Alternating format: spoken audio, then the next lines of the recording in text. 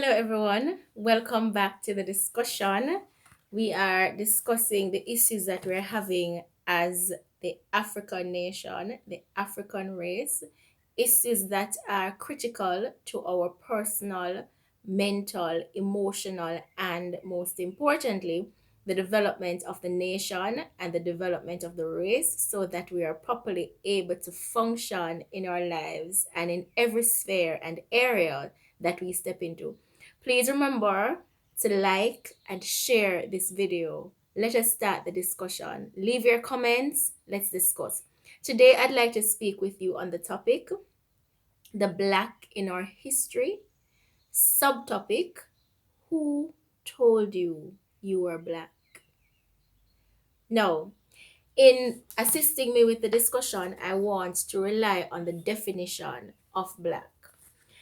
Now, the dictionary's definition of Black is having no hue owing to absorption of all or almost all light, or of the color cold, without light, without hope, gloomy, dirty or soiled, angry or resentful, wicked or harmful, the darkest color, the color of coal, a dye or pigment producing this color, black clothing worn especially in mourning, complete darkness. These are some of the adjectives. Black as in a noun, member of a dark skinned race, or of relating to a black person or black people. This is the definition of black. And this is what we have been named. And this is what we have claimed as who we are, the definition of a people. And that is what we are. And that is what we have accepted. And so, no wonder naming is important, as we know. We look in the scriptures and we see how important the naming of a child is. The naming of a child is sufficient to change the destiny or to dictate the destiny of that person. In this scripture, there's this lady, she was giving birth and she was dying in the process of birth. And she decided that she's going to name the child and give the child a name that is synonymous to pain. And she said, because you have caused me pain. And she indicated how her pain was caused. The father, hearing that, immediately renamed the child, immediately, because the father could not have allowed that name to be attached to his child. When the Lord had encountered with Jacob, or when Jacob encountered the spirit of Jah through an angel and he wrestled with it, when Jah decided that he was going to give him the blessing that he was wrestling with him for, he decided to change his name. Because Jacob was a trickster. For all of us who know the story of Jacob, was a trickster. And he renamed him Israel. The naming is important. And these are the adjectives that are assigned and ascribed to us, African people. This is what we're called, black people. Think on these things. So who told us we were black? Is this you? Is this definition depicting who and what you are? Who and what we are as a people, as a nation, as a race? Is this definition matching who we are? Is this definition saying who we are? Is this true and correct of us as a people? And then we are painted as this. So Let's start the discussion. Black, let's just do the comparison. My shirt, the inside blouse that I'm wearing is black. The covering on my head is black. There is a direct distinction between the color of my blouse, what I'm wearing on my head, and my skin. It's absolutely different. My hair is black. There's a clear distinction between my hair and my skin. So, who told us we were black and gave us and defined us? Who told us? Who named us? Who defined us? Who redefined us?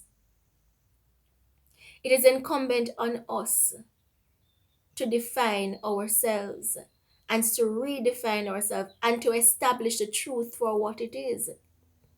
Every nation, every nation, every nation under the sun is given the name synonymous to where they are from. Chinese, the people who are from China, they're called Chinese without anything attached to it, without any discussion, without any confusion, without any contradiction. The Europeans are called Europeans, further broken down. Those who are from England, they're called and referred to as the Englishmen. Ireland, the Irishmen. Japan, the Japanese. Russia, the Russians. So, why is it then that people who are from Africa are not called flatly Africans?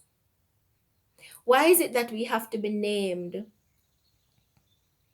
and defined any other name apart from who we are? We are Africans. It doesn't matter where we live, it doesn't matter where we're from. We are Africans. And one of the things that we have to look at is the identity of a people. A house divided against itself cannot stand. A chain is as strong as its weakest link. A man who is unsure of who he is will always be in conflict with himself. Could it be that these definitions that were given and these classifications that were given is a part of the divide and conquer them rule? The wars, the tribal wars, the war amongst ourselves, the war within ourselves, the conflicts, the insecurities have nullified us. The confusion as to our identity has caused us to be of nil effect in the land. It has crippled us because we're stuck in confusion, looking up, searching, trying to find who we are and the confusion. Where do we fit in the world? Africa is the richest continent. Africa feeds every nation.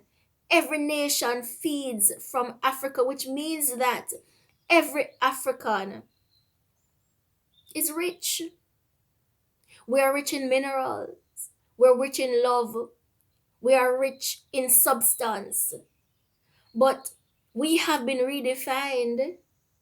We have been renamed. We have been set to confusion. We have been set against each other. And whilst we are in confusion, and whilst we are fighting against each other and fighting ourselves to run out of our names and to run away from who we are and where we're from because of how it is packaged and defined all that we are, all our riches, all our substance is taken away whilst we're distracted, trying to find who we are and trying to run away from who we are. Could it be a part of the strategy to scatter a nation, to scatter a people, to scatter a race, to separate a people, to separate a nation, to separate a race, to separate us from ourselves and from our minds and from our identities? Could it be? What are you seeing in yourself, in your nation, in your land? It is now time for us to wake up, to reclaim our identity. We are the only set of people on the planet that looks the way we look. The only set of people. And all of us originated from the same place. That is where our history began. Our history did not begin in slavery. Our history, slavery is not the starting point of our history. Our history never began when the first set of foreigners landed on the continent. When we began trade, that's not where our history began. Our history began, and if we want to know where history is, go and check the Bible. Our history and the Bible is really just tracking one set of people, and that is our people. And that is why Ethiopia, to many, stands as a mark, the last dynasty, and it is connected to the dynasty of David. And David is connected to the lineage and the lineage of Christ. And Christ, and when we date back and we go back, is connected to the lineage and lineage of Adam and Eve. That is the only set of people that the Bible is tracking. And that is why do not put away the Bible. The Bible is one of the greatest history books. The Bible holds the truth. And that is why when Cain killed Abel, he was able to go somewhere else and he found himself a wife. Because there were other people there. So it is the interpretation of the Bible that is skewed. Because the truth can never be hidden. And so my question is, who told us we were black? Black is a color. Black is a color. It is not the definition of a people.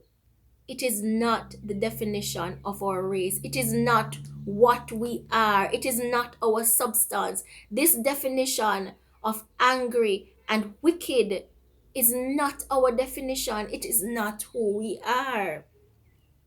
And we must wake up to this concept. We must wake up to the truth. We're Africans. We're Africans. Period. That's it. Nothing else before it, nothing else behind it. There's nothing else before the Chinese. There's nothing else behind it. There's nothing else before the Japanese. There's nothing else behind it. There's nothing else before the Englishmen. There's nothing else behind it. So why should there be something before African or something behind it? We need to return. We need to wake up and return to our pure state of being, which is purely an African. That's it. And begin to inculcate the nation pride in our children. Begin to teach our children about the beauty that the continent possesses, and the people, and the strength, the mental strength, the emotional fortitude of the people.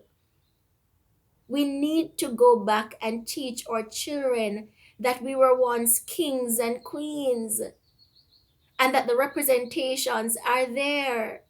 We need to go back and teach our children of our wisdom. Even now, archaeologists, scientists are still trying to figure out the pyramids of Egypt. How is it that a people that purportedly did not have the resources and the technology that we have now could create those massive, impressive structures that men are still trying to figure out? So, is it that we did not have the technology, or did we? Or mental fortitude? We need to inculcate that in ourselves and teach it to our children and re-establish it. We are Africans. We are not black people.